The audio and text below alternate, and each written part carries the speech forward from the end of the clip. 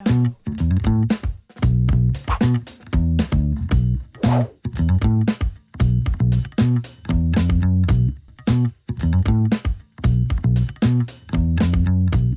luxation d'épaule correspond à la perte de contact entre l'humérus, c'est-à-dire l'os du bras, et la glène de l'omoplate. En d'autres termes, il s'agit du déboîtement de l'épaule.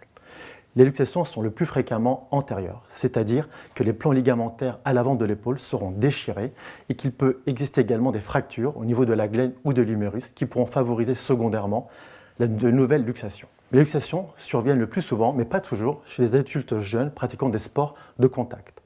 La présence d'une hyperlaxité favorisera également l'instabilité et luxation d'épaule. Lors de la survenue d'un premier épisode de luxation d'épaule, il faudra maintenir le bras luxé avec le bras opposé, consulter en urgence auprès d'un médecin qui effectuera un examen clinique et prescrira des radiographies en urgence. Ces radiographies permettront de vérifier qu'il n'y a pas de fracture importante, puis l'épaule sera réemboîtée par manipulation externe, le plus souvent à l'aide d'une sédation au masque.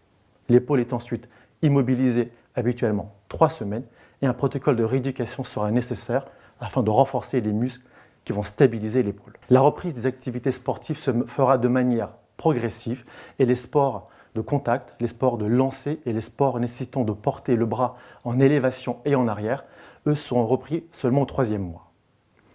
Si les épisodes de luxation se répètent, on parle alors d'instabilité chronique de l'épaule. Une prise en charge spécialisée auprès d'un chirurgien orthopédiste est recommandée.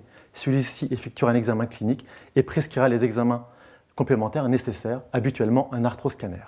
Il existe alors 2 grandes solutions pour stabiliser l'épaule. D'une part, la butée de Latarjet et d'autre part, le Bancart arthroscopique. La butée de Latarjet consiste à transférer devant la glène la coracoïde, c'est-à-dire un fragment osseux, qui servira de stabilisateur.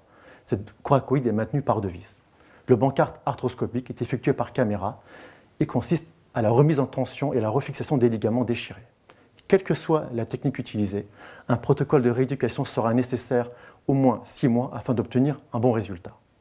La reprise d'activité se fera de manière progressive. Les sports n'utilisant pas le bras sont repris à partir de la 6e semaine, mais les sports de lancer, les sports de contact et les sports nécessitant de mettre le bras dans la position d'armée, c'est-à-dire en élévation et en arrière, sont repris, eux, entre le 4e et le 6e mois.